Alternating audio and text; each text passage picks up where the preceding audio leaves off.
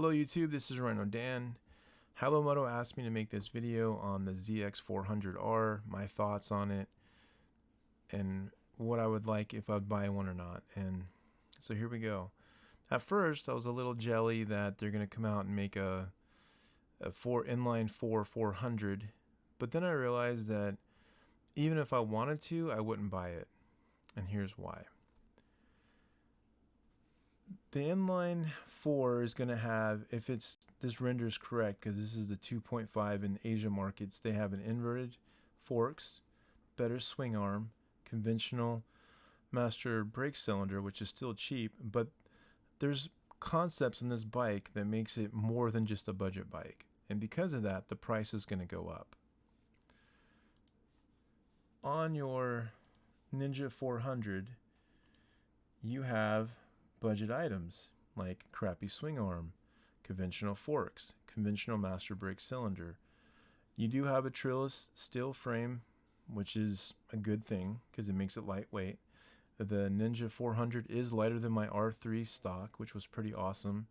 And they make about 40 horsepower, 40 plus horsepower from factory. With some few mods, you can get into the 50s pretty easy, which is amazing. These bikes are great.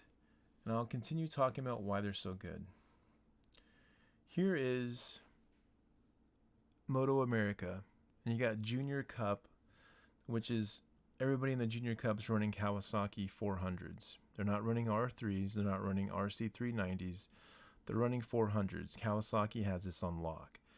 And on top of that, they're only running at 10,000 RPMs, not even at the full range, because they're trying to cap how much power these bikes make. They don't want them to be very powerful. If a Zx400 came out, they would have no place to race. They wouldn't be in the Juniors Cup because they make too much power. They just wouldn't do it.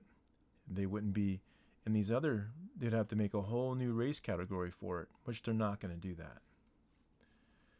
You're going to say, well, why is racing so important? Racing's so important because you can buy things like this, a CNC ported head, for like $1,200 to $2,000, which is awesome. You can buy like other parts. You can buy in throttle bodies. You can buy, sorry for moving my mouse too fast. You can buy velocity tubes, gives you more horsepower. There's so many things you can do on a Ninja 400 you just can't do on most other bikes because the support's just not there. Because this bike's being raced all over the world, and in Moto America, you're going to get these cool parts.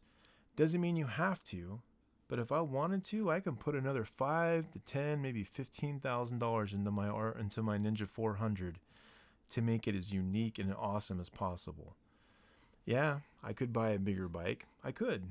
I'm not saying that I'm going to put that much money into it, but you can. Because the parts exist. That's fact. If you buy a regular Ninja 400, now if you went out and bought this bike, it would make 70 horsepower out the gate, which is cool, but you're not going to have the support for it because no one's going to race it. Now let's talk about weight. One of the reasons why my R3 was so much fun is because I gave it on a diet, and when I started racing, and I made it to about 300 pounds. Because I made it 300 pounds, the bike was a blast to ride. That's the part of having a lightweight bike. The lighter the weight, the funner it is. More fun, I guess. Funner's not really a word. What I'm trying to say is that having a 400, inline 400, the bike's going to weigh 400 pounds. You're not really going to have the horsepower to make it fun, and you're not going to be lightweight enough to have the handability of a lightweight parallel twin. So you're not in the best of both worlds. You're kind of stuck in the middle of this muddy water of not being good at one thing and not being good at another. It's not going to be the jack of all trades. It's not going to be the bike that's going to be amazing. It's going to have not enough horsepower to compete with the 600s, and it's not going to have the handling to compete with the 300s. It's just not gonna, it's just gonna be in the middle where it doesn't want to be. And you think, well, why does an extra 40 pounds make a difference? It does. Now, if Kawasaki wasn't cheap, but we can't bet on that, they would have to go out and literally do this to the bike. They would have to make an aluminum swing arm, magnesium subframe, and aluminum frame to make this bike light enough to be fun. It'd have to make this bike at least 350 or 360 pounds like the other 400 with the added horsepower to really make it in its range. They're not going to do that, because if they do that, they're going to only add increased cost.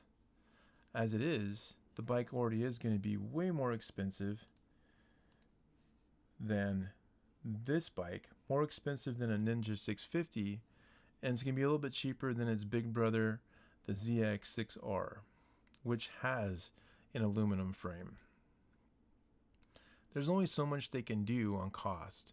So even making the bike cost $9,000, you might as well just spend the extra $1,600 to get the faster bike in a straight line and a better bike that's going to have better components on it.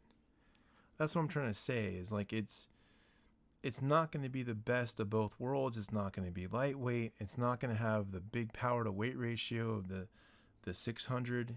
It's going to be stuck in a place where it's not going to give it the options that you think it's going to give you. Is it going to have the inline 4 sound? Absolutely. Is it going to sound amazing? Yep. Is it going to have the lightweight parallel twin handling? Nope. Is it going to have the 600's speed top end? Nope. Is it going to be faster than a Ninja 650? Yeah, but who cares? It's not going to be what you think it's going to be, and for $9,000, you're out of a lot of money. You might as well just go into the bigger bike. That's what I'm trying to say. Like, they're going to price themselves out of a market. The reason why the Ninja 400 and the R3 became so popular, because they're $5,000 bikes. They're lightweight, they're easy to handle, they're fun to ride, and they're good for beginners, and they're good for experts to have a good time on track. It's not a lot of money, and you can just get on them and just have a blast. But if you start making them expensive, they might as well just go into the bigger brothers bikes and then just spend the extra money and have a better bike. That's my take on it. Let me know in the comments if you disagree or agree. But that's it, you know, and I'm just trying to make a video that for you guys to understand where I'm coming from. Would I buy one? No. My 400 does everything I need to do. It has, once I give it more, I already bought parts for it. Once I get everything all, for it, once I get the weight loss on it, it's going to be a blast to ride. But I think the inline 400 would be fun to ride. Yeah, I think revving it out would be fun. I don't know how it's going to handle.